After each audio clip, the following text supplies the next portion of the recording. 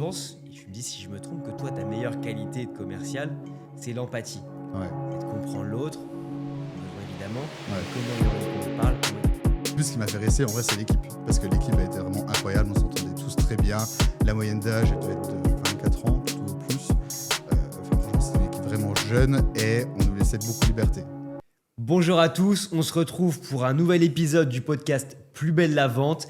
Et aujourd'hui, on a un invité spécial, un invité exceptionnel, puisqu'aujourd'hui, on a Romain Maire avec moi. Pour ceux qui ne le connaissent pas, Romain, c'est un de mes premiers collaborateurs chez Bureau des Goodies, qui a commencé en stage chez nous et qui a terminé Head of Sales de la boîte à un moment où on avait bien grossi. Romain, bienvenue. Merci beaucoup. Je suis hyper content de t'avoir. Bah écoute, ravi d'être là. On va parler de souvenirs, de l'aventure Bureau des Goodies. Oui.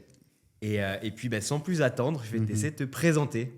Eh ben, donc moi, Romain, effectivement, je suis rentré au Bureau des Goodies en 2021 en stage de fin d'études après mon école de commerce. Et j'ai vécu une grande aventure au Bureau des Goodies avec toi. Qu'à de le dire. Et après, avec le rachat. Mais du coup, ouais, j'ai passé 5 belles années au Bureau des Goodies. Un peu sportive, mais des bons souvenirs en globalité. J'en garde pas un mauvais souvenir, franchement. Bon, hâte d'en parler. C'est bien, c'est parfait. Mais c'est vrai que toi, tu es arrivé en stage. Mm-hmm. Je ne sais pas si on allait te garder ou pas. Surtout que c'était post-Covid, si je ne dis pas de conneries. Ouais, c'était post-Covid. Après, ouais. Post et pendant le Covid. C'était avant pendant, la deuxième vague, après la première. Ouais. Et tu es passé CDI, manager, directeur commercial. Ouais. Tu as été, comment on appelait ça aussi le truc avant responsable de la qualité de vie ou je sais pas quoi, c'était quoi le Happiness Manager. Happiness Manager. C'était Happiness Manager, ouais. qui était à l'époque plutôt Connery Manager, mais pourquoi pas. Non. Allez, c'est quoi ta plus grande casquette de Happiness Manager? Ah non, moi le truc que je suis plus content d'avoir fait, c'était des t-shirts comme pour les Césars. C'était exceptionnel ça. Voilà, ça c'était vraiment cool où on avait chacun un questionnaire pour répondre à celui qui arrive toujours en retard, celui qui, s'il se levait plus tôt, serait déjà dans le CAC 40. Enfin voilà, plusieurs petites catégories sympas. Chacun votait et ensuite, selon les résultats, je faisais des t-shirts pour chacun avec le logo Bureau des Goodies et dans le dos, la phrase qui les représentait. Et une petite cérémonie au mois d'août en général pour fêter l'été et puis offrir les cadeaux. C'est l'avantage quand tu bosses dans le goodies, dans l'objet publicitaire. On ne l'a pas précisé, normalement c'est assez explicite, Bureau des Goodies. Oui, mais c'était une agence qui faisait de la personnalisation d'objets publicitaires, de textiles personnalisés, de suites de promo pour les étudiants, qui s'appelait Bureau des Goodies. Ouais. Et on a vite eu la grande sœur ou la petite sœur qui s'appelait Cocorico, qui était elle pour les startups ou les entreprises plutôt classiques. Ouais. Sans plus attendre, on va commencer avec un truc que j'aime bien faire, une nouveauté de la nouvelle saison du podcast. Dis-moi. Une vérité, un mensonge. C'est-à-dire que je vais te demander une vérité, un mensonge. Ouais. Écran évidemment. On a tout le podcast pour réfléchir à ce qui est vrai et ce qui est faux. Et derrière, je dois donner mon avis et chacun en commentaire vous donner ce que vous pensez être la vérité ou le mensonge. Ok. Alors, première fact, c'était... Tu vas me dire si c'est la vérité ou le mensonge direct? Non, je vais attendre un petit peu. Premier fact. Je pense que mon plus gros succès commercial, c'est aussi mon pire échec. Et deuxième chose, c'est il y a un client que j'ai bien en tête, un gros dossier, qu'il m'a tellement saoulé que je lui ai donné le numéro du concurrent directement pour qu'il voit avec lui. On veut le numéro, on veut le nom du concurrent. Concurrent que non, tu connais pas tant que ça à l'époque, mais ça commence par une boîte qui commence par A. Abruti, Apparello. Je les connais tous, je les ai gardés dans Dans mon cœur, vraiment pas. Voilà. Ok. On verra. Moi, je vous donne un indice.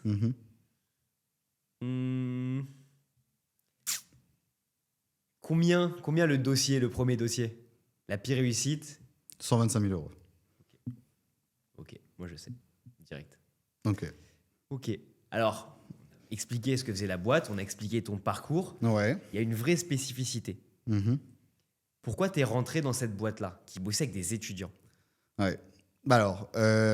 Grâce au Covid quand même, parce que de base, moi, je me prédestinais pas forcément à retourner directement dans le commercial. J'avais déjà fait un stage auparavant en commercial. J'avais fait aussi en événementiel, sauf que l'événementiel et le Covid, c'était pas au beau fixe. Donc, je me suis dit, allez, on va retourner en commercial parce qu'il me faut un stage à cette fin d'études. Donc, j'ai cherché, pas mal cherché. Et au final, je suis tombé sur l'offre du bureau des goodies grâce au frère de Nico, qui C'est est du vrai. coup Nico qui était le deuxième associé, mon associé. voilà, et du coup son frère était dans mon école. Et je suis tombé sur l'offre et je me suis dit, en vrai, j'ai déjà fait ça en école de commerce, du côté client, de commander des textiles pour les week-ends d'intégration, pour toutes les assos. Il fallait garder le secret, pas dire les couleurs, pas dire les logos, etc. Et donc, je me suis dit, allez, pourquoi pas passer de l'autre côté, en fait, du côté fournisseur pour voir un peu comment ça se passe. Et donc, j'ai postulé et en fait, ça s'est fait, mais ultra vite. J'ai postulé, je me rappelle, un lundi soir, mais vers 22h. Donc, j'avais programmé mon mail à 8h du matin pour pas que tu te dises, le mec est vraiment en dèche et qui, du coup, cherche absolument un stage. Et tu m'as rappelé le mardi matin. Le mardi après-midi, j'avais un call du coup, avec Nico. Et tu m'avais donné la réponse le mercredi. Donc en 3 jours, enfin 2 jours même, c'était plié, bouclé. J'avais mon stage. Donc ça s'est fait très rapidement par rapport à d'autres boîtes où j'avais postulé, où les temps de candidature, j'ai mis certaines 2 mois avant d'avoir un refus parce que j'étais refusé à la dernière étape et que voilà. C'est un truc intéressant et important, c'est que nous, à cette époque-là, je crois qu'on est quoi? On est 15 dans la boîte, un truc Ouais. comme ça. On doit être 10-15. Mhm. On n'est pas la boîte ni la plus glamour, ni la plus connue, ni qui te met dans les meilleures conditions. Ouais. Donc tu dois lutter avec tes armes. On a un profil qui est chambé. En gros, on veut le sécuriser le plus vite possible. Donc là, il faut y aller, faire une belle proposition. Et puis voilà, tu es venu chez nous. Oui, tout à fait. Qu'est-ce qui t'a fait rester? En vrai, l'équipe. 5 ans, c'est quand même long, de Ouais, stage jusqu'à 5 Head of ans. Sales. Ah ouais, non, c'est sûr, c'est long. C'est long. Au début, ce qui m'a fait rester, en vrai, c'est l'équipe. Parce que l'équipe a été vraiment incroyable. On s'entendait tous très bien. La moyenne d'âge, elle devait être de 24 ans, tout au plus. Franchement, c'était une équipe vraiment jeune et on nous laissait beaucoup de liberté. Pour le coup, dès le début, même dès la formation, on avait un peu de théorie avec le porte-vue, avec tout ce qu'on nous demandait de connaître sur les tips, le marché, etc.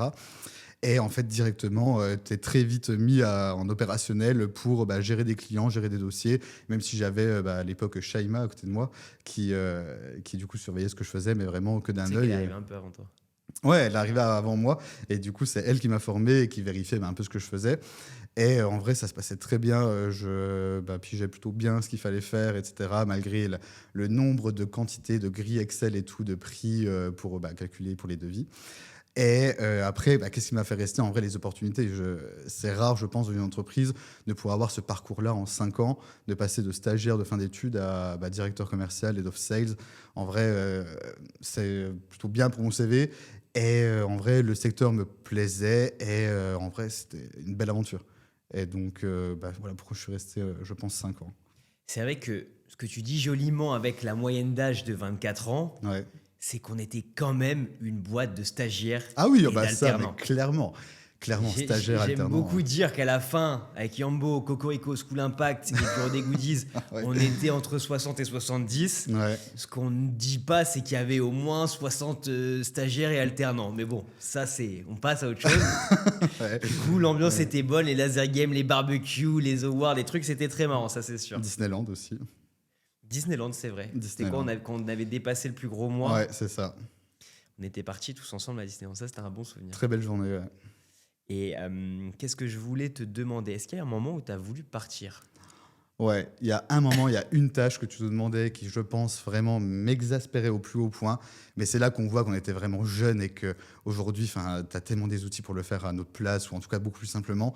Je sais pas si tu te rappelles, on avait des Excel de 1000 clients avec la faculté d'histoire, le BDE, la faculté d'histoire, le BDA, etc.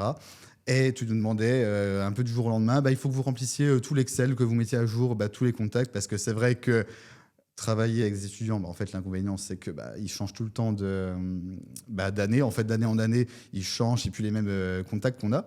Et donc, il faut les remettre à jour. Et en plus, chaque école, c'est pas le même timing. Des fois, c'est début janvier, des fois, c'est septembre, des fois, c'est décembre.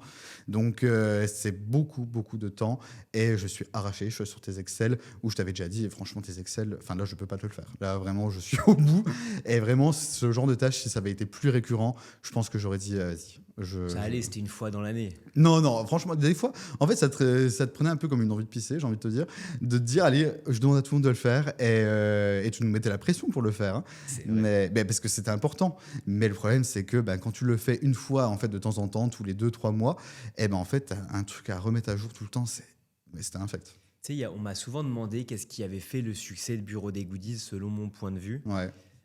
Évidemment qu'on était des pirates, évidemment qu'on était des acharnés, évidemment plein de choses. Ouais, ça, c'est Mais clair. la plupart de nos concurrents, ils regardaient top 10, top 20, top 30 des écoles de commerce, d'ingé et des facs, Ouais. en gros, Mhm. et ils les prospectaient.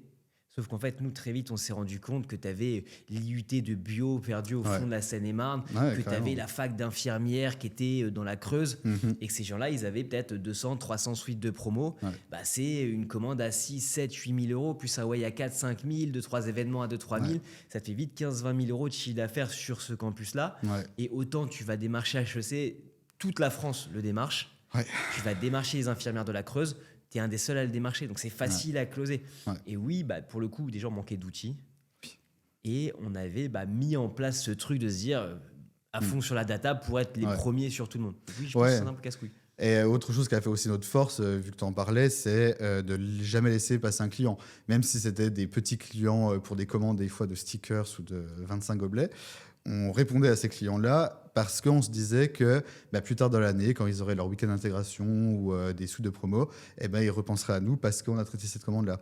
Donc c'est vrai que on a vraiment traité des fois des commandes qui valaient vraiment pas la peine en termes de rentabilité sur le moment, mais après, on a eu plusieurs cas où effectivement ça nous a bien servi de les avoir eu à tel moment de l'année. Parce que Romain dit 50 stickers, c'est 35 euros de panier moyen. Oui. Quand notre panier moyen était aux alentours de 900 000 euros Ouais. à ce moment-là. Mhm. Donc t'imagines qu'on gagne 6 balles sur un truc. Ah oui, mais on gagnait rien. Enfin, ouais, Mais vraiment. tu vas faire rentrer une commande que personne n'a envie de faire. Tu Ouais. vas sympathiser avec un étudiant et je pense que c'était quand même hyper important. Mhm. Et derrière, tu l'as pour toute l'année et potentiellement sur des deals de 10 000. Ouais. Bah oui, c'est ça. Donc, C'était ça l'idée. C'était ça l'idée. Ok. C'était quoi ta plus grosse surprise en arrivant? Ma plus grosse surprise, au-delà du coup de la formation qui était vraiment très express, et après on te met dans le bain et t'apprends à nager tout seul, qui est d'ailleurs très formateur là-dessus. Franchement, je pense que c'est la meilleure façon d'apprendre que de vraiment te jeter dans le bain et vas-y, traite les clients. Et écoute, franchement, même dès le deuxième mois, j'avais réussi à signer une de mes plus grosses commandes étudiantes au final, dès le deuxième mois, mais vraiment par un coup de chance, une demande internet et tout, du master de l'ESSEC. Enfin, voilà, plus grosse commande et tout pendant très longtemps que j'ai eu. Et au final, non, autre chose qui aurait bien pu me marquer, c'est. En fait, c'est toi. Hein. En vrai, tu étais quand même un sacré. J'ai eu plusieurs de patrons, de managers, mais des aussi acharnés que toi avec ton tempérament. Franchement, j'en ai pas eu beaucoup. Et en vrai, j'en ai eu d'autres, enfin un notamment après. Vous n'avez pas du tout le même caractère. Mais au final, vous aviez du bon les deux. Mais c'est vrai que toi, d'un point de vue commercial, je pense que tu étais l'un des plus impressionnants que j'ai vu. Parce que, alors, c'est pas pour te faire de la lèche, hein, j'ai aucun intérêt de te le faire aujourd'hui. Merci, on mettra ce truc au ralenti. Voilà. Non, mais voilà, j'ai pas d'intérêt de te le faire. Mais c'est vrai que tu es quand même un acharné d'un point de vue commercial et tu arrives souvent à tes fins, même si on n'était pas une si grosse structure que ça au final sur le marché comparé à d'autres. On avait des prix mais délirants, enfin très bons en fait, parce que tu négociais très bien avec les fournisseurs et que tu arrivais à tes fins. Et là-dessus, j'étais quand même plutôt impressionné de se dire putain, on n'est pas si gros et au final, on arrive à tordre certains fournisseurs assez facilement, quoi. Pour la petite anecdote, je rebondis sur ce que tu disais. Ouais. Pour la petite anecdote, aujourd'hui, avec Nicolas sur le bureau des goodies, on a eu une stratégie qui était de faire du volume au début, quitte à marger très peu, voire pas du tout. Tout le monde nous disait que c'était une hérésie parce qu'on voulait envoyer du volume d'achat aux fournisseurs et négocier avec eux. Ouais. Et pas être dans le même sac que tout le monde. On avait à peu près 4 rounds de négociation par an avec les fournisseurs. 4 fois, on les essorait. Mais c'était pas grand-chose, c'était 2, 3, 4%. Ouais. 2, 3, 4% de rétrocommission. C'était la gratuité des livraisons, baisser le panier moyen sur la livraison. Quand tu envoies 10 000 commandes et que tu as 10 euros de, panier, de livraison et que tu demandes à ce que ce soit gratuit, à la fin, c'est 100 000 euros d'économiser. Ouais. C'est 10 euros que tu as demandé, c'est pas grand-chose, mais c'est demandé. Et du coup, pour la petite histoire, on a failli se faire racheter une fois, on a vendu une fois. Et 2 fois, c'était une boîte qui était quand même grosse pour Katanga, qui était très grosse pour le deuxième, parce que c'était 30 millions de chiffre d'affaires. Dans les 2 cas, on a acheté mieux qu'eux à notre petite échelle. Ouais. Tout ça, ça permet aussi beaucoup de choses. Et qu'est-ce que je vous répétais tout le temps sur les fournisseurs ? Il faut toujours. Faut pas croire que tu as le meilleur prix. Il faut toujours renégocier. Il faut toujours renégocier parce qu'ils te disent toujours oui, tu es en dernière colonne et tout. Comme quoi, il y a encore des dernières colonnes après les dernières colonnes. Donc, Ça, je l'ai entendu, je pense, une fois par semaine, Ouais. le fournisseur des je peux rien faire, t'es en dernière colonne. T'as déjà les meilleurs prix de la Terre. Ouais, c'est ça mon cul. Et tu vas lui gratter encore 2-3%, et qu'est-ce Ouais. qu'il fait? Bah, il te les fait. Ouais. Sauf que ces 2-3%, quoi qu'il, tu vas acheter. Ouais. Ces 2-3%, ils sont dans ta poche, directement. Mm. Ok. Allez, c'est quoi le. Tu m'as fait. Tu m'as fait l'éloge, c'est quoi le plus gros défaut? Ton impulsivité. Moi Franchement, oui. Oh, genre toi, fais ton surpris. Non, bien sûr, ton impulsivité. Moi, alors, quand je suis arrivé au bureau, autre chose qui m'a choqué, mais bon, pas non plus. Il y avait un trou dans ta table. Un trou, c'était une table Ikea en contreplaqué qui les n'était pas tables à non 10 plus balles, ouais. voilà, 10 balles. Et pendant longtemps, je me suis dit, pourquoi il y a un trou là quand même? C'est pas non plus commun d'avoir un trou comme ça sur son bureau. Et du coup, un jour, je t'ai demandé pourquoi. Et tu m'as dit, c'est parce que tu t'es énervé et que tu avais tapé un gros coup dans la table. Et cette table-là, du coup, bon, une fois que tu étais parti, du coup, je l'avais mis un peu sur le côté et je l'avais démontée. Tu l'as pas Mais- gardé en souvenir? Non, non, bah, elle est repartie à Toulouse, là, mais du coup, ouais, non, il y avait un trou quand même, comme ça, dans la table, en contreplaqué. Donc, ouais, ton impulsivité, puis même avec certains fournisseurs ou avec certains commerciaux de temps en temps, même si ça allait au final. Mais c'est vrai qu'avec les fournisseurs, t'étais pas des plus tendres. Ça, c'est vrai que je les ai un peu tordus. Et le pire du pire, c'est que ma femme, donc Justine, Ouais, bien sûr, ouais. s'occupait de tous les achats, chapeauter les commandes, les livraisons, pas les négos, c'est moi qui m'en occupais, mais on va dire le suivi au quotidien avec les fournisseurs. Et donc, il fallait qu'elle rattrape mes coups de pression, mes coups de sang, Ouais. les ultimatums que je leur mettais. Mhm. C'est vrai que c'était pas facile. Ouais, non, mais elle avait aussi un sacré caractère hein, là-dessus. Les assemblées, enfin, ceux qui se ressemblent s'assemblent là, avec vous T'imagines à deux. la maison le bordel? Non, je peux pas imaginer, non. Ah oui, non, puis vos enfants, je sais pas quel caractère ils vont avoir, mais bon, j'espère Là, que. là, c'est complexe. On en reparlera après au café, mais ouais, c'est complexe. Mais non, c'est vrai que vous deux, oui, c'est vrai que vous aviez un sacré caractère et les fournisseurs l'ont dit hein, une fois que vous étiez partis. C'était pas facile, hein. Oui, non, c'est pas facile. Non, non, non, donc, mais Bon, bon. après, les deux fournisseurs que tu as en tête, on leur envoyait plus d'1,5 million chacun à l'année. Oui, non, mais Ils c'est vrai peuvent que supporter mon caractère. oui, c'est sûr. C'est sûr, mais bon, quand t'avais Simon énervé au téléphone, c'était pas une partie plaisir, je pense. Non, c'est sûr. Et pour la petite histoire, la table cassée, Ouais, t'es au courant de cette histoire ou pas? bah, je sais pas.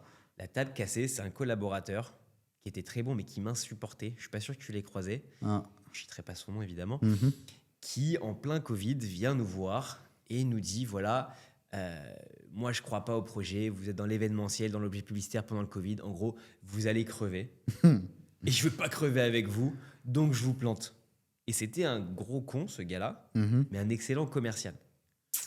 Et le gars me pique mon ego, pète les plombs, Ah oui, je là, il casse t'a la piqué. table à coup de poing. Alors, je sais pas, Rocky Balboa, c'était une table vraiment à 10 balles Oui, d'Ikea. oui, non, mais oui, c'est pas. Kali avait piqué, je crois, honnêtement. Ah ouais.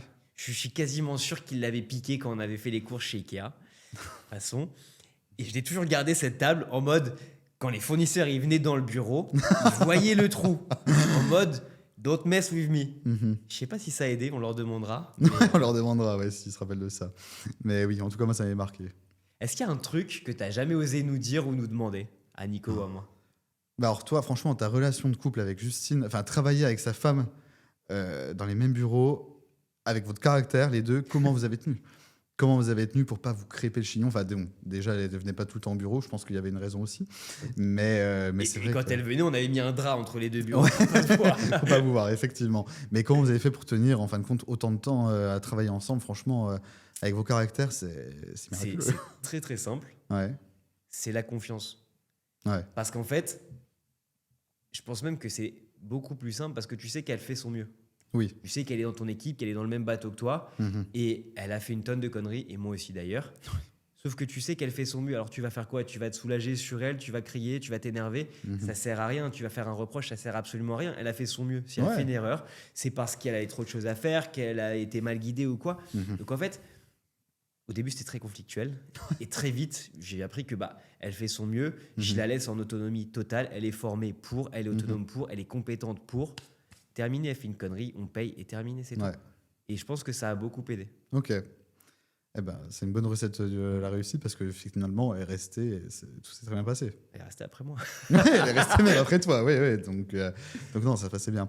Ok. Et autre question, si tu avais dû faire en fin de compte d'autres choix au niveau du bureau des goodies pour qu'au final ça perce encore plus, qu'est-ce que tu penses que tu aurais changé? Enfin, avec toi, avec Nico, peu importe, mais qu'est-ce que tu penses qui, au final, ça aurait peut-être été pas si mal de faire autrement? Ouais. En gros, Mhm. je suis sûr que ça va te parler. Hmm. On était quand même des hommes des cavernes. Ouais. Des téléphones, mail, MP sur Insta, LinkedIn, même pas Oui. LinkedIn à l'époque, Non, c'était oui. Facebook Ouais. plus. Mais vraiment outbound à fond, comme des bourrins, Ouais. hyper agressifs commercialement, avec une notoriété qu'on a forcée. Mhm. Parce qu'en fait, les gens nous connaissaient par bouche à oreille, par les prix, par Ouais. plein de choses. Mais je suis pas sûr d'avoir fait un post sur LinkedIn Ouais. pendant 6 ans Non, je pense pas. pour faire connaître Bureau des Goodies du Cocorico. Ouais. Sur Insta, on a dû le faire. Enfin, je l'ai fait pour vous faire plaisir à la fin. Ouais, c'est bien. TikTok, autant te dire que c'était mort. Et Facebook, bon, c'est Facebook. Oui. Si je devais changer un truc, c'est les réseaux sociaux. C'est Ouais. de construire un truc qui était moins dépendant à la fois de la force commerciale, parce que c'est fatigant, Oui. moins dépendant de Nico et de moi. Nico sur l'usine, moi sur la partie commerciale. Ouais. Un truc plus entreprise en fait, pas une pyramide qui reposait sur nous, entre guillemets, et de communiquer, de créer un réseau, du networking, sortir un peu, parce qu'on était vraiment de 6h à 22h au bureau, enfermés Ouais. comme des hommes des cavernes en fait. Et je pense que c'est ça que je changerais. Ouais. Et qu'est-ce qui t'a fait du coup le déclic au final après Bureau des Goodies? On sait très bien que maintenant tu es très actif sur les réseaux sociaux, notamment LinkedIn et Insta. Qu'est-ce qui du coup t'a fait le déclic, te rendre compte que les réseaux sociaux au final... C'est notre ami Thibaut qui est venu au bureau quand on négociait les prix, quand on a fait la passation pour la vente, etc. Et je le voyais qui passait son temps à mettre dans ses notes des idées de sujets LinkedIn. Et force est de constater que sur LinkedIn, tu le voyais publier des posts LinkedIn. Et moi, dans ma tête, à ce moment-là, c'était « Ok, je raconte ma vie. Ouais.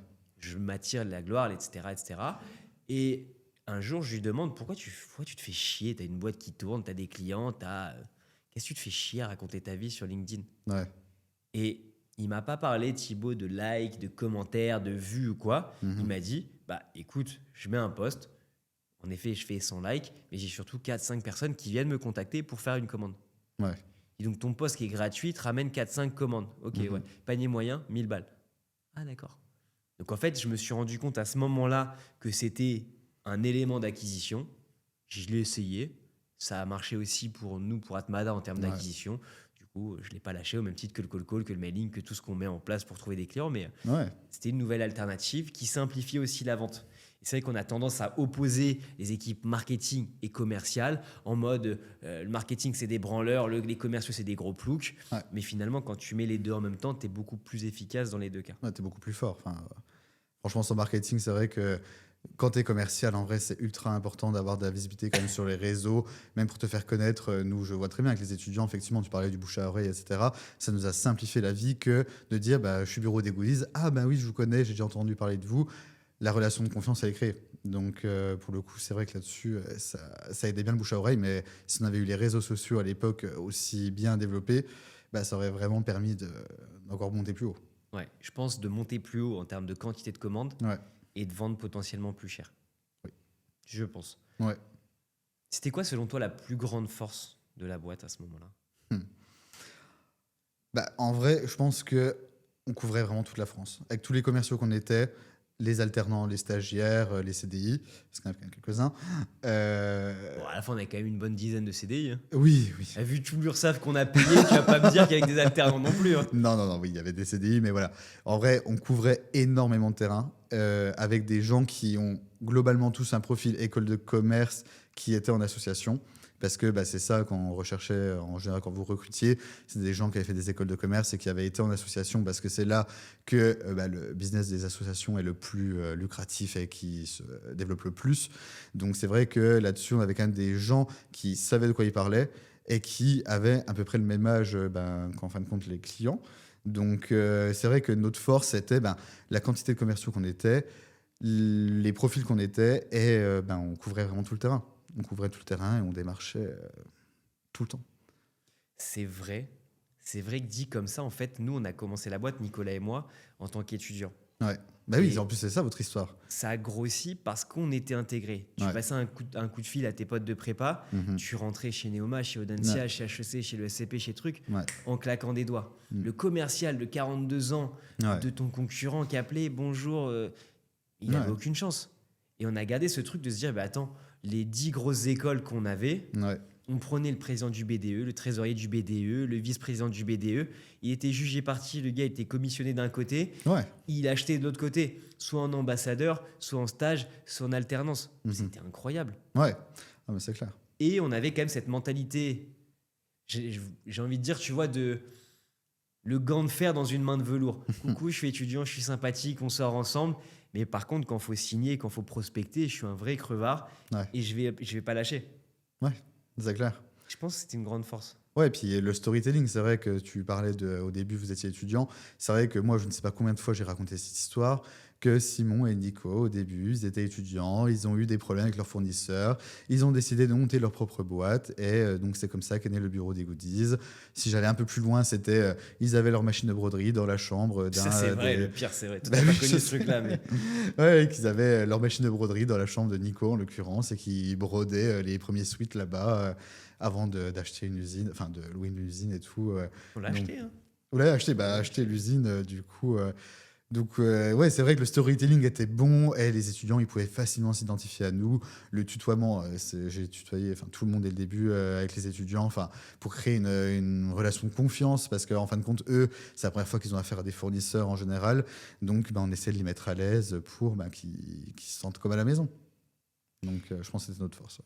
Puis, Non, mais ce qui est drôle, c'est que sur ce côté storytelling, sur ce Ouais. côté argumentaire, sur ce côté prospection, mhm. à un moment donné, on avait tellement cadré le speech, je sais pas si tu te souviens, avec les stagiaires alternants, Ah ouais. que tu faisais commencer 4 personnes en même temps. Mhm. Ils faisaient la même blague, le même silence, Ah le ouais. même rire au même moment. Ouais. C'était n'importe quoi. Et ça marchait. Ouais. Ah oui, mais je sais pas combien de personnes j'ai fait répéter dans la cour le discours un peu. Après, chacun il pouvait y mettre sa patte quand même. On n'était pas des robots, mais Non, c'est non, vrai c'est sûr. qu'il y avait quand même des grands axes qu'on disait à chaque fois de développer parce que ça fonctionnait. Et il y en a qui, des fois, les disaient pas. Et je disais, si, il faut le dire. Il faut le dire. En vrai, les étudiants, ça les met en Ça, c'est confiance. Jonas, c'est sûr, le mauvais élève comme ça. Non, Jonas, c'est pas moi qui l'ai formé, mais il y a eu quand même d'autres alternants stagiaires que j'ai dû former. Et c'est vrai que là-dessus, on a été assez cadrés parce qu'il fallait. C'est quoi la plus grande faiblesse à l'inverse de la boîte à ce moment-là? On l'a un peu évoqué en vrai, la structure. On n'avait aucun outil. Enfin, alors si, on avait des outils, on avait PowerPoint et Excel. Ça, c'est vrai que là-dessus, on les maîtrisait plutôt pas mal. Mais pour les devis, on avait celle-ci. Celle-ci qui, de base, n'aurait même pu nous servir pour la base de données clients. On s'en est jamais servi comme ça. Pour le suivi de pipeline, pareil, on s'en servait pas comme ça. En fait, on avait les BAT, c'était par PowerPoint. Les bons de commande, c'était par Excel. On envoyait les commandes par mail et on faisait les devis. Le seul outil qu'on avait, c'était celle-ci. Et ça, là-dessus, en vrai, on était... pour dire quand même qu'on avait en moyenne d'âge 24 ans, on était ultra vintage. Hein. Ah oui, là, On aurait pu croire qu'on avait 70 ans. Hein, mais non, pourtant, on était assez jeunes. Mais là-dessus, vous n'avez jamais vraiment investi sur des outils pour aider les commerciaux. Parce qu'en fin de compte, ça roulait et que vous vouliez brasser le maximum rapidement et qu'on n'avait pas forcément le temps de mettre en place des outils, de se former dessus. On avait l'année avant que tu sois arrivé mis HubSpot. Ah oui, HubSpot. Ça nous avait coûté Ouais. 14 000 de setup, genre 15 000 Ouais. d'abonnement. Je crois que personne l'a utilisé. L'année d'après, Non. on l'a dégagé, on est reparti sur Excel. Ouais, HubSpot, moi j'en regarde un très Mais- mauvais souvenir aussi. Mais tu as raison parce que avec le même nombre de personnes, Mm. soit on aurait pu faire 3 fois plus de chiffre d'affaires Ah. mieux organisé, Ah, mais soit on aurait pu être 3 fois moins pour le même chiffre d'affaires. Ouais. Ah oui, mais ça c'est clair. On perdait un temps sur certaines choses, c'était beaucoup trop long. Beaucoup trop long, mais bon, en attendant, ça fonctionnait. Oui, Donc, c'est voilà, on n'a pas cherché, je pense, d'autres outils à cause de ça, parce que ça fonctionnait. Mais si on avait pris un peu de recul, je pense, sur l'activité, on aurait pu se rendre compte qu'il y avait peut-être d'autres façons de faire les choses de manière plus efficiente. C'est quoi la culture de la boîte? Orienté vente, on va dire. Même au total, mais... Oh franchement, puis même quand on a été racheté, c'était le surnom, on était des pirates. La piraterie, je pense que c'est ce qui nous C'est vrai qu'ils nous définit appelaient le mieux. les pirates à Toulouse. Ouais. Ah oui, bien sûr. Ouais, ils nous appelaient les pirates. Ils nous appelaient les pirates parce que on laissait passer aucun dossier. Aucun dossier, c'était, quand on venait te voir, on a un devis concurrent, qu'est-ce qu'on fait? On s'aligne, on propose moins, on offre ça, on offre ça. L'objectif, c'était d'avoir tout le marché et de laisser passer aucun dossier à un autre concurrent. Et pour le coup, ça, ouais, ça a été une de nos forces, franchement, notre culture là-dessus, de vraiment vouloir absorber le marché et de ne pas laisser passer à la concurrence et de baisser les prix, ce qui n'a pas forcément toujours, à un avis, a été la meilleure stratégie, mais sur le global, au final, ça nous a quand même bien servi. Et après, grâce à ça, encore une fois, on avait d'autres commandes pour la suite et tout. Donc ouais, la piraterie, je pense que c'est un bon terme pour nous. Je prends. Je suis Tu content prends que ça ait transpiré. Ouais, ça Mais on en a transpire. beaucoup parlé avec Hugo Benz, que Ouais. je salue, qui a été mon pire ennemi, et c'était le titre de son podcast quand il m'a reçu, avec qui on a bien sympathisé depuis. Ouais. Mais c'était une vraie guerre. Je pense que tu le sais, Bah, bien sûr. mais globalement, ça m'arrivait de faire de faux messages, de fausses embrouilles avec lui, avec Kermesse, pour vous chauffer. Ouais. Pour dire, il a dit que vous étiez des merguez, il a dit que vous étiez des alternants, des baltringues. Eh ben, les mecs, tu leur dis ça, 2 minutes après, ils sont déter, ils rappellent tous leurs clients, toutes les relances, tous les trucs chiants à faire, vous les faisiez, mais de bon cœur, Ouais. parce que vous voulez gagner, c'est tout. Ah, mais ça, c'est clair. La concurrence avec Hermès, ça, à l'époque, c'est ce qui nous enivrait. En vrai, là-dessus, on avait un objectif à part faire du chiffre. On avait aussi en sous-objectif, c'était il faut qu'on passe devant Hermès et qu'on les détruise, entre guillemets. Mais au final, c'était une bonne guerre. Et puis, en vrai, c'était des bons concurrents. Donc, il n'y a pas de grande bataille sans de grands concurrents. Donc, C'est vrai qu'avec du recul, peut-être qu'en termes de marge, on a été cons, eux et nous. ouais. Mais en termes de marché, il y a peut-être 10 boîtes sérieuses quand on est arrivé, eux et nous. À la fin du compte, il en restait 2, eux et nous, quoi. Ouais. Non, mais c'est Tout clair. le monde a disparu, tout le monde s'est fait absorber, racheter, a fait faillite. Ouais. C'est vrai que ça, là-dessus, c'était plutôt une belle réussite de chacun d'entre nous, quoi. Ouais, et puis c'est vrai qu'il y a le biais d'entrée sur le marché des textiles et goodies est très simple. Enfin, pour le coup, si demain quelqu'un veut monter sa boîte dans les textiles et goodies, il peut quand même le faire assez facilement parce que les fournisseurs, tu peux ouvrir des comptes facilement chez eux. Mais c'est vrai que rester en longueur, ça c'est une autre paire de manches que je pense qu'on a bien réussi grâce à la piraterie, à la concurrence aussi qui s'est très bien passée. C'est une histoire que peu de gens savent. Mhm. On a failli vendre la boîte juste avant le Covid. Ah ouais. Et le Covid a bien aidé pour savonner la planche. Mhm. Mais en termes de feedback, le racheteur potentiel nous a aussi dit 2 choses qu'on Ouais. a su camoufler sur le second rachat. La première, c'est que la boîte dépendait trop de nous. Ouais. Et la deuxième, c'est que c'était trop facile de rentrer sur ce marché, de venir faire concurrence. Mhm. Et que Nico et moi, on ne serait pas jeunes éternellement, pas dans un mood d'étudiants éternellement. C'est clair. Ouais. Et qu'il y aurait des gens qui auraient plus la dalle que nous, qui rentreraient sur ce marché-là et qui nous prendraient des parts de marché, qu'on s'embourgeoiserait globalement et qu'on perdrait des clients comme ça. Et c'est un truc qui m'avait traumatisé, par orgueil beaucoup, et qui m'avait dit, attends, j'ai raté une vente à cause de ça, et là c'est une vente en millions, donc Ouais. c'est un peu le seum. Et plus jamais on me dira ça, et jamais de la vie, ce gars-là, il aura raison. Ouais. Et c'est pour ça qu'on a été aussi agressif, qu'on tolérait pas du tout qu'on nous passe devant, de perdre un devis, mais même un devis à 200 balles, Mhm. moi ça me faisait péter les plombs. Ouais. Et je pense que ça nous a aidés. Ah, mais c'est clair. Bah, il a bien fait de te dire ça au final. Ouais, je sais pas, il aurait mieux fait de racheter à ce moment-là. Oui. On va s'intéresser un peu plus du coup à ton parcours dans la vente Ouais. et dans la vente au sein du bureau des goodies. Mhm. C'est quoi toi ta première vente? Au bureau des goodies? Ouais. Première vente au bureau des goodies, ouais, franchement, je sais pas, ça doit être certainement une commande de gobelets, stickers, enfin un truc vraiment peut-être basique au basique. Ma première belle vente, c'était celle que j'évoquais là dès le deuxième mois, où dedans c'était 15 produits par 500, 400 quantités. Je me rappelle très bien. Et que c'était un devis à 15 ou 16 000 euros, je crois, hors taxe, avec du coup ce master de l'ESSEC, où globalement, pour dire que c'était un deuxième mois. C'est pas le BBA de l'ESSEC? Non, ah non, Non. c'était pas l'ESSEC, non, pas eux. Non, c'était le master. C'était le master, j'en suis sûr. Et non, franchement, beaucoup de quantité avec des logos et tout, qu'il fallait passer des fois en une couleur, etc. Mais je ne m'étais pas trop mal sorti. J'avais fait une erreur, je crois, sur la quinzaine de produits qu'il y avait.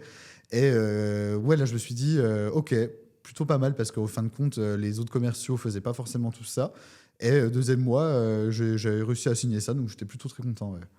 C'est vrai que ce que tu évoques à demi-mot, parce que nous on le sait, mais ce que les gens qui nous écoutent ne savent pas, Ouais. c'est que les commerciaux chez nous, vous en Mhm. l'occurrence à ce moment-là, vous négociez la vente, vous vendiez, Ouais. donc les devis, les prix, Ouais. les argumentaires et autres, Mhm. mais il y avait toute une partie visuelle, Ah oui. graphique, de Ouais. produire les rendus. Mhm. Pourquoi ? Parce que tu échanges avec eux, tu leur vends un truc, c'est logique Ouais. d'un point de vue qualitatif, d'un point de vue rendu derrière, Ouais. que ce soit vous qui vous en occupiez. Et quand tu as des commerciaux que tu mets sur Illustrator, Photoshop, qu'il faut les former dessus, les faire aller vite et pas faire de conneries, c'est pas simple. Ah non. Non, ça là-dessus, c'est vrai que j'ai oublié dans les outils quand même, on avait Illustrator effectivement parce que c'était nous qui réalisions les maquettes des produits. Quand le client nous disait je veux tel produit avec tel logo, c'était à nous de faire la maquette et on n'a pas tous fait des écoles d'art. Effectivement, il y a certaines maquettes qui étaient vraiment pas belles, mais au final, ça permettait aux clients de se projeter et c'était un vrai outil de vente pour nous que de pouvoir proposer au client déjà un visuel avant qu'il achète où il y a plein de concurrents. Aujourd'hui, tu achètes, ils te disent tu auras le bon à tirer en fait, quand le sous-traitant me l'aura envoyé. Parce que moi, je ne suis pas capable de te le faire. Donc ouais, c'était vraiment une de nos On forces. était hyper réactifs. Ouais. Ça me fait penser à deux choses. Le premier, c'est que tu parlais de piraterie, de culture d'entreprise de pirates. Ouais. Il faut savoir que les Illustrators et les Photoshop que vous Ah oui. aviez, oui, je sais ils très étaient bien. Ouais. craqués. Ouais. Ouais. On ne payait pas les 200 ou 300 balles par mois par licence, donc par commercial, Ouais. à Adobe. C'était craqué. Ouais. Alors ça, c'était, je sais pas, 2-3 000 euros d'économiser pendant un moment. Ouais, je me rappelle à chaque fois qu'il y avait Par mois, un nouveau, chaque fois qu'il y avait un nouveau, il fallait lui dire il faut que tu appelles le frère de telle personne et tout, parce qu'il faut qu'il t'installe Illustrator et tout, mais t'inquiète, j'ai pas de soucis moi. Mais ouais, on faisait ça. Ça n'a jamais bugué, en vrai. Ah non, ça marchait très bien. Mais Très bonne à façon 2-3 000 balles par mois, Ouais. ça fait 25-30 000 par an. Sur Ouais. 5 ans, t'imagines l'argent économisé en logiciel. Ah oui, non mais là-dessus, oui, t'avais fait des belles économies effectivement. Mais Ouais. pour revenir sur le côté réactivité dont tu parlais, Mhm. pour revenir sur le côté qualitatif, donc fidélité entre ce que tu vends et ce que Ouais. tu obtiens, moi, il y a un truc qui m'avait marqué, c'était dans American Gangster. Je sais pas si tu vois cette scène-là Non. de Denzel Washington où il est avec un de ses lieutenants. Ouais. Il dit, moi, mon produit, il est meilleur que les autres Mhm. et il est moins cher que les autres. Ok. Pourquoi ? Parce que j'ai un intermédiaire en moins. Et c'est ce qu'on Ouais. a fait avec l'usine. Ouais. Parce que je voulais qu'on réponde plus vite aux demandes de devis, qu'on soit moins cher, parce qu'on est sur un marché de centimiers, Mhm. et qu'on soit de meilleure qualité. Si tu veux avoir les 3 points du triangle réunis, c'est impossible. Mhm. Sauf si tu maîtrises une des étapes que les autres n'ont pas. Et c'est pour ça qu'on avait racheté à ce moment-là l'usine de Marseille, finalement. Et je me rappelle, ça faisait partie de notre speech. Et effectivement, là, tu me redéroules le speech qu'on disait à l'époque. C'était que, vu qu'on a notre propre usine, on a un intermédiaire en moins. Et donc, ça permet d'être plus fluide, d'être même, puisque c'était vrai, de pouvoir appeler Nico, dire j'ai une commande, le client doit être livré jeudi, est-ce que tu peux faire quelque chose et tout attends, je regarde, oui, non. Enfin, en général, c'était surtout oui, parce que Nico faisait des heures pas possibles pour sortir nos commandes. Mais ouais, franchement, là-dessus, quand on parlait de piraterie, c'était aussi ça. C'était, on pouvait appeler directement Nico au téléphone, il nous répondait en train de broder certainement parce qu'on entendait les machines derrière, ce qui n'est pas très agréable, mais voilà. Et il te disait globalement toujours oui, même si c'était 500 t-shirts dans 2 jours, ouais, j'en ai en stock et tout. Là, j'ai un peu de place en flocage, je te le fais et tout. Et c'est lui qui les faisait jusqu'à je sais pas quelle heure, ou très tôt le matin. Très mais tard. Ouais. Très tard, bon, voilà, très tard. Ça lui est arrivé une fois d'avoir un client, une liste à Lyon, Ouais. qu'on a facturé 500 € la livraison Marseille-Lyon. Je lui ai dit, t'es capable de faire les 2 heures et quelques de voiture aller-retour pour 500 balles ? Bah oui, vas-y, on les fait. Donc 500 balles de livraison, 500 balles de marge, bon, t'as gagné ta journée. Ouais, oui, c'est sûr. Ouais. Mais c'est vrai qu'il faisait des miracles, Hmm. à notre détriment des fois parce qu'on en a trop fait. Ah oui, ouais, ça On oui. était trop open, on va dire, trop open. Mais c'est aussi ce qui faisait notre force. Ouais, je pense que les clients nous connaissaient grâce à ça aussi. C'est que, au final, même s'ils avaient des traits courts, on arrivait à leur sortir leur production.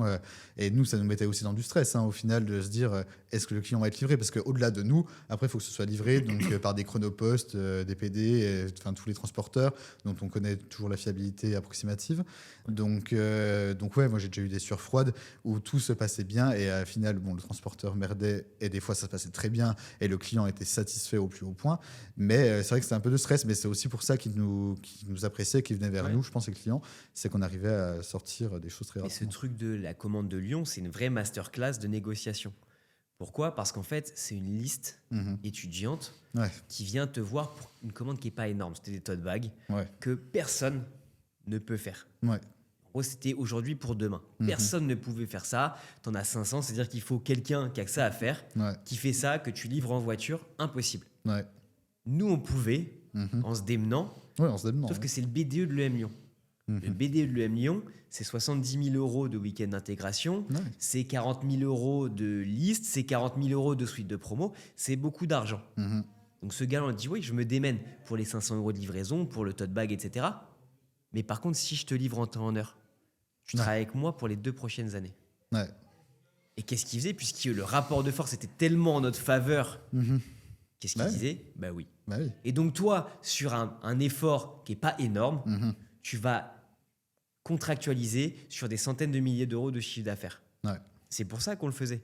Et c'est pour ça que Nico, il le faisait. Ah, Nico, il a perdu une alliance dans un carton de livraison, il a perdu un téléphone dans un carton de livraison, puisque globalement, Ouais. il avait le casque connecté au téléphone, il l'a fait tomber dans un carton de livraison, le Mm. carton est parti chez un client.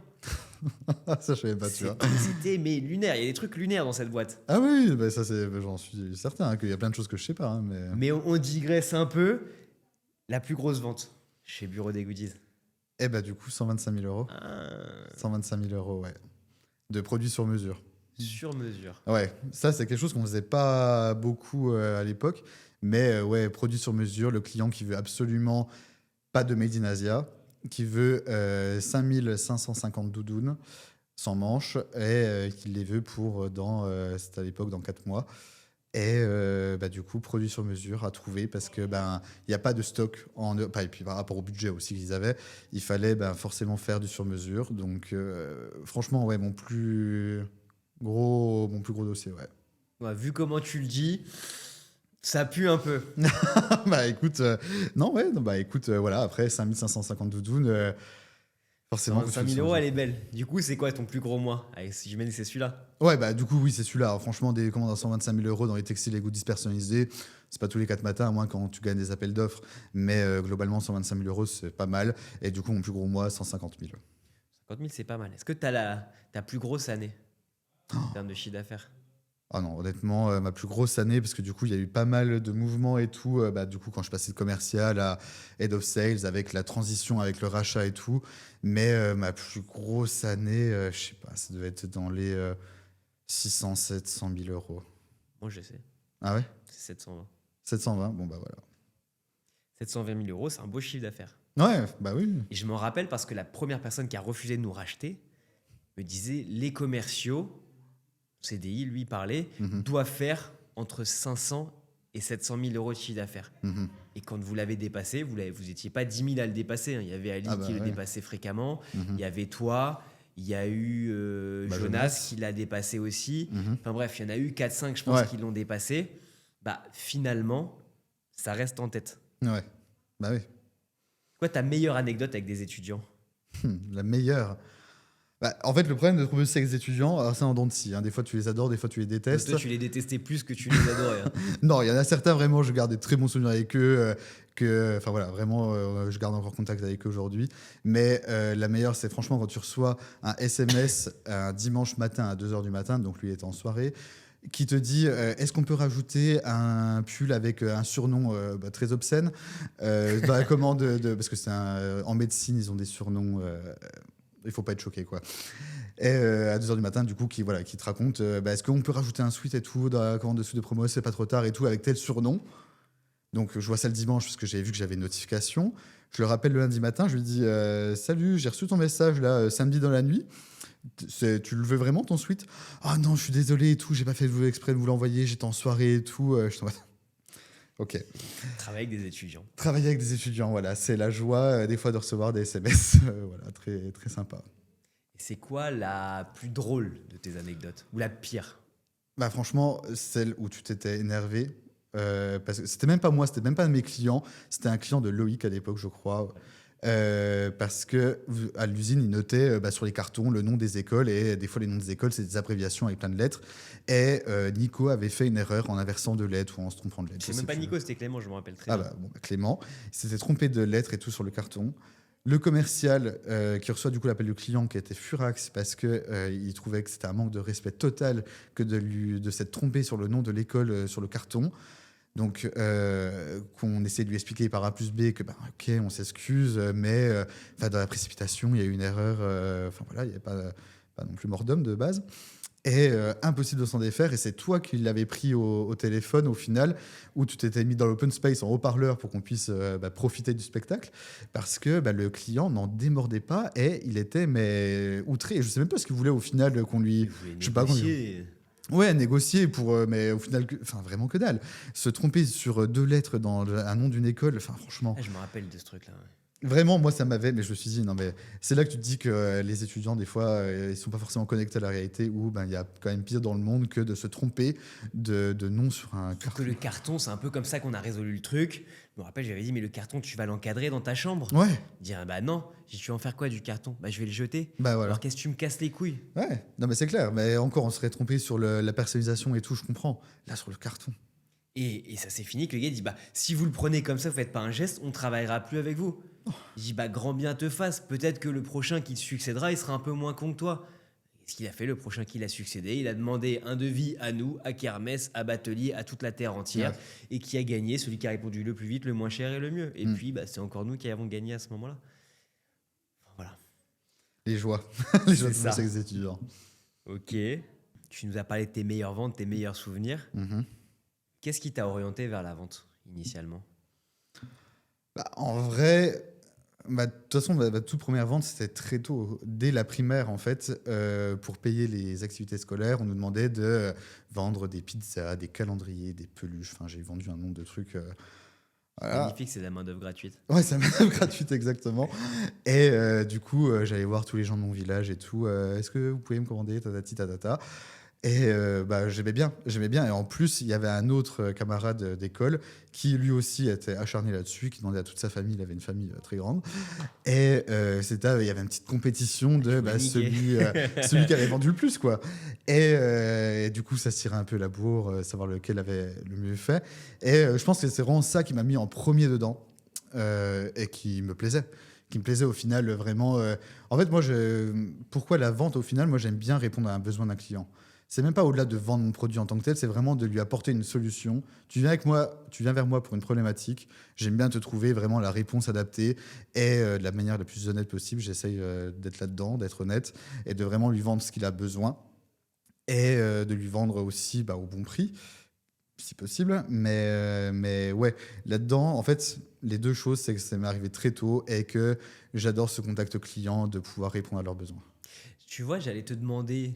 C'est quoi ta meilleure qualité pour la vente? Ouais. Avant ça, je voulais crier bullshit sur ta réponse à la réponse précédente. Mais en fait, pas du tout. Ouais. Parce que te connaissant, ayant travaillé un moment avec toi, je sais que c'est vrai. Que tu as envie de trouver la solution, que tu as envie d'apporter la solution, mais surtout le service, le bon service, de créer du lien avec le client. Donc, déjà, je ne vais pas créer bullshit. Et je pense, et tu me dis si je me trompe, que toi, ta meilleure qualité de commercial, c'est l'empathie. C'est de comprendre l'autre, son besoin évidemment, et comment il a envie qu'on lui parle, comment il a envie d'être livré, comment il a envie d'être cajolé. C'est vrai que tu es très bon pour cajoler. Bien meilleur que moi, j'ai pas la patience pour ça. Mais du coup, on te fait confiance. T'es le bon gendre idéal. Oh, il est sympa, Robin, il m'a l'air de parler pour ça. Mais c'est ça ton vrai secret de commercial finalement. Ouais, c'est vrai que l'écoute active, vraiment, j'écoute beaucoup les clients pour vraiment me mettre le bon discours par rapport à eux. Il y a des clients, ils ont tous des tempéraments différents, donc j'essaie de m'adapter par rapport à ça. Et franchement, là-dessus, non, pas bullshit. Vraiment, j'essaie vraiment de coller à leurs besoins et de leur apporter le service qu'ils attendent, quoi. Ok. Et maintenant, on a parlé de ta meilleure qualité de vente. C'est quoi qui a permis, à ton avis, de passer de stage à CDI, ça c'est la performance, de CDI à manager et de manager à head of sales? C'est quelle qualité chez toi, quelle réussite t'ont permis ça? Parce que c'est pas donné à tout le monde de croître aussi vite, de prendre autant de responsabilités aussi vite et de les garder. On a un ami en commun qui a essayé de t'en supprimer un peu des responsabilités, tu les as gardées jusqu'au bout. Mais c'est clair. En vrai, qu'est-ce qu'il a fait? En vrai, c'est compliqué de répondre et tout parce que au final, oui, il y a beaucoup de choses. Il y a du travail. Le travail, ça, c'est sûr que je suis un peu un acharné du travail, ce qui est aussi un défaut, où j'ai eu parfois du mal à séparer vie perso, vie pro et de continuer d'avoir une vie perso et de ne pas penser qu'au travail. Là-dessus, un peu bourreau du travail. Mais aussi, en fait, pourquoi ça s'est aussi bien passé au final quand on a été racheté.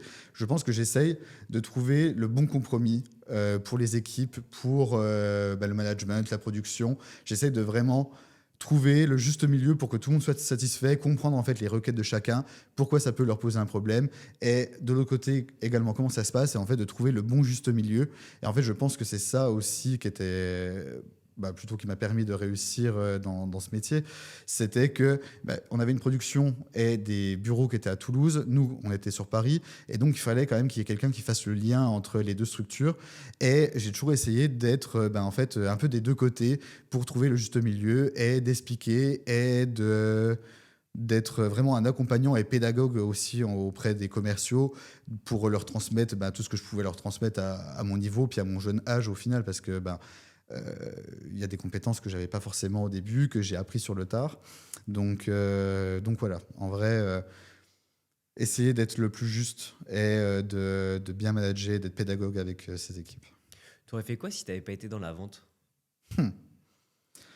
Écoute, si j'avais pas été dans la vente et qu'il n'y aurait pas eu le Covid, c'est peut-être l'événementiel, parce que j'ai organisé, lors d'un stage, des croisières pour Costa Croisière, des croisières événementielles pour des groupes. Et en vrai, ça me plaisait aussi. Alors, il y avait aussi la vente au final, mais il y avait quand même beaucoup plus cette partie événementielle où il y avait réservé des salles sur les bateaux, de trouver le bon DJ et tout qu'il fallait. Enfin bref, plusieurs choses. Et donc plutôt sur l'événementiel, parce que pareil, l'événementiel, t'as pas d'horaire, etc. Mais je m'en fous. Ça ne dérange pas de bosser et tout. Quand le projet me plaît et que je suis investi, en vrai, il n'y a pas de souci. Donc, ça aurait été événementiel. C'est intéressant. Je rebondis sur la question précédente. Ouais. Je vais donner aussi mon avis, parce que c'est moi qui t'ai mis manager puis head of sales. Ouais. Avant, je t'avais mis happiness manager aussi. Oui. C'était ta casquette. Tu l'as gardé, cette double casquette. Ouais, bien sûr. Mais Ouais, bien sûr. globalement, et je pense t'avoir mis aussi pour deux raisons. Enfin, pour les mêmes raisons à ces deux postes-là. Happiness manager, on n'est pas devenus des connards de start-upers, vous inquiétez pas.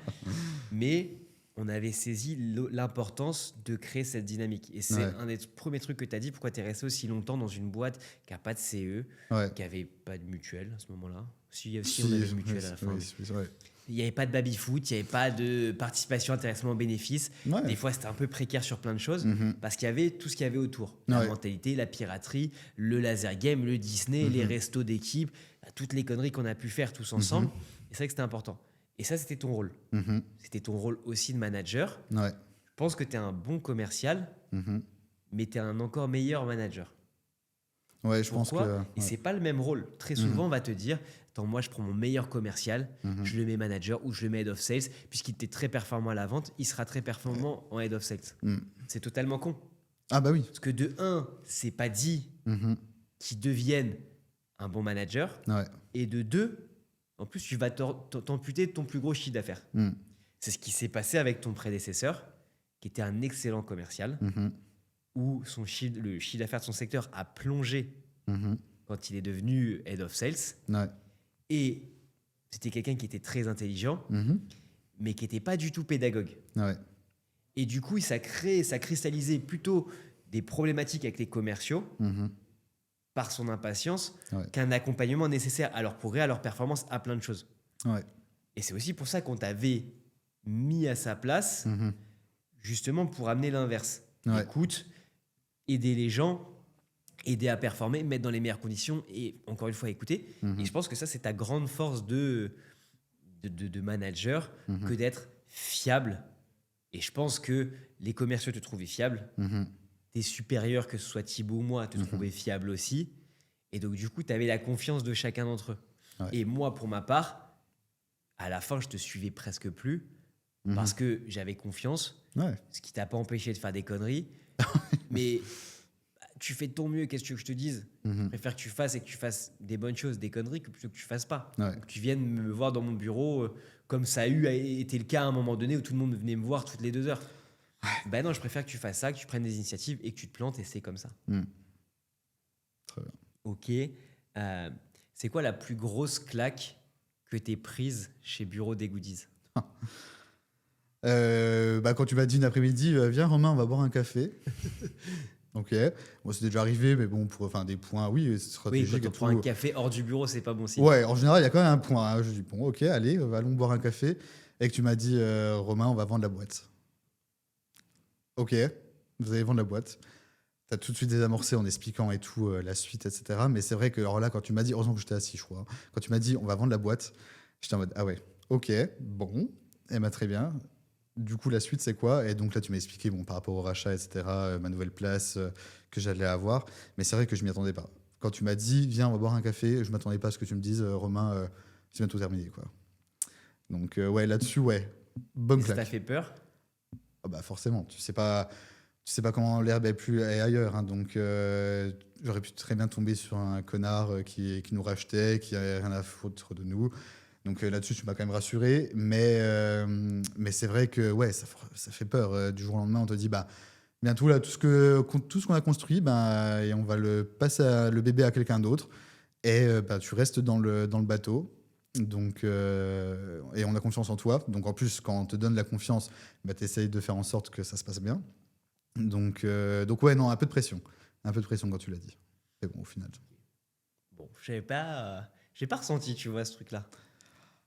Ouais, bah tu vois, comment quoi, je cache bien mes émotions. Bien, tu dois être un bon joueur de poker. Et on a Ouais. une question qui nous vient de la part de Justine, Ouais. qui demande, je cite, Mhm. c'est quoi le moment où tu t'es dit qu'ils étaient complètement tarés? En parlant de Nico et moi, du coup, visiblement. Oui, en parlant de Nico et toi, évidemment. Qu'est-ce qui m'a fait dire ça le plus? Ah oui, bah si. Au moment du rachat, bah, je sais plus si c'était avec Thibaut ou un autre, mais c'était au showroom en tout cas. On avait une pièce dédiée avec les vêtements, les goodies. Et donc il y avait, bah, je crois, Thibaut qui venait pour ben, se voir pour les papiers, enfin bref. Pour négocier le prix aussi. Pour à ce négocier moment. le prix, enfin voilà. Et du coup, tu nous avais, enfin pas à moi, j'étais bien content que tu ne l'aies pas demandé à moi, mais à d'autres commerciaux, tu nous avais dit, ouais, ben toi, tu vas venir un moment, tu vas nous dire, ouais, j'ai tel asso qui est en train de m'appeler et tout pour un devis à 20 000 euros, qu'est-ce que je lui réponds, etc. Un autre qui était responsable ambassadeur, ouais, j'ai un ambassadeur pour telle école, qu'est-ce que je dois faire et tout, tu penses que c'est une bonne stratégie, ça et ça, enfin. En gros, il fallait faire les beaux yeux et tout devant, puis se montrer sous le meilleur jour, et en jouant alors là, des scènes de théâtre, hein, littéralement, que tu nous avais demandé pour être vraiment au maximum et dans des bonnes conditions pour négocier. Mais ouais, je me suis dit, ah ouais, non, mais là il force quand même. Là, il force, mais bon. Ça s'appelle maquiller la mariée. Ouais, maquiller la mariée, ouais. Là, Ouais. je voulais à ce moment-là Mhm. que la personne qui était mon traducteur, c'était pas Thibaut, c'était celui d'avant. Ah, C'était un autre d'ailleurs que j'avais zappé qui voulait nous racheter puis qui a planté au dernier moment. ok. Euh, On n'avait pas assez bien joué. Bah, on n'a pas maquillé assez bien la mariée. Non, on s'est pas mis d'accord sur le prix, surtout. Mhm. Et je voulais lui montrer, parce que les négociations, elles traînaient, ils chipotaient pour pas grand-chose. Ouais. Et je voulais lui montrer, en fait, qu'en une après-midi, Mhm. tout ce qu'on allait lui amener, lui montrer, bah, il le perdait, en fait. C'était pas Ouais. pour lui, c'était pour nous, et qu'il pouvait l'avoir s'il le voulait. Ouais. Ça n'a pas marché. Non, ça n'a pas marché. Moi, ça va, je m'attendais à pire. Bah non, en vrai, puis après, c'était il y a 4-5 ans, hein, donc après, les souvenirs, là, je te parle des plus marquants, mais ouais, celui-ci, vraiment, ça m'a marqué, ouais. Là, je me suis dit, putain, là, il force. Ok. Si tu avais l'opportunité de manger ou de dîner avec une personne, Ouais. ce serait qui et ce serait pour lui demander quoi? Bah, en vrai, du coup, tu m'avais quand même demandé un peu avant, préparer la question, et j'ai réfléchi, et je pense que ce serait Simone Veil. Je voulais pas un exemple trop basique, alors bon, du coup, quelqu'un qui n'est plus là, mais je trouve que son combat, en fait, montrer que ses idées sont les bonnes et de les faire adhérer malgré les contextes politiques qui étaient compliqués à l'époque, je trouve que c'est quand même une femme qui était très courageuse et qui a su porter sa parole au-delà des cris des autres. Donc ouais, non, franchement, manger avec Simone Veil, je pense que ce serait plutôt un bon repas. Bonne ou mauvaise commerciale, Simone Veil? Ah bah bonne. Très bonne, elle a Très sorti bonne. tout le monde. Très bonne, franchement, là-dessus, elle a plié le game. Donc, ouais. Et tu l'invites à manger où, Simone Veil? Ah, bah, dans une brasserie. Je pense que c'est pas quelqu'un qu'il faut inviter au Ritz ou dans le Paraître. Dans une bonne brasserie avec des bons produits français. Tout ce qui lui fera plaisir, je pense. Ok. Voilà. Bah, merci beaucoup, Romain, d'être venu te plier à ce podcast un peu souvenir, émotion. Ouais. Vous nous direz en commentaire si ça vous a plu, ce format un peu souvenir, un peu plus storytelling que technique par rapport à d'habitude. Et si ça vous a plu, on fera venir Thibaut qui nous a racheté, on fera venir Nico, mon ancien associé. Alors là, si vous trouvez que Romain a balancé du lourd, Nico, ça va être Ah bah non, mais explosif. lui, bah, ils ont beaucoup plus de backstage que moi, oui, bien Et sûr. Nico, il est complètement cinglé. Moi, je suis presque normal à côté de lui. Oui. Et on fera même venir un épisode avec Hugo de Kermesse. À la Ouais, rigueur. Et, bah et oui, tout c'est le monde bien. au même endroit. Tout le monde Ça, au même ça. endroit, ouais. En tout cas, merci beaucoup pour votre attention. Romain, merci beaucoup d'être venu. Et du coup, c'était quoi la vérité et le mensonge alors? La vérité, c'est le côté les 125 000 euros, c'est mon plus gros deal et ça s'est mal passé. Ouais. Enfin, du coup, j'ai signé, mais c'est vrai que c'était en fait la vente ne s'arrête pas au moment où tu signes, c'est aussi tout l'après et vérifier que la production se passe bien. Et là-dessus, j'étais très optimiste, trop optimiste. Surtout sur 125 000 euros. Et c'est pour ça qu'on n'a jamais fait de personnalisé. Ouais. Parce que ça Sur puait mesure. l'embrouille de sur mesure, parce que ça puait l'embrouille. Et que... Ouais. T'avais eu le bon nez, mais bon. J'ai toujours le bon nez. Bon, merci beaucoup, Romain. Merci à toi. N'hésitez pas à poser vos questions en commentaire, nous dire ce que vous en avez pensé. Et on se dit à très vite.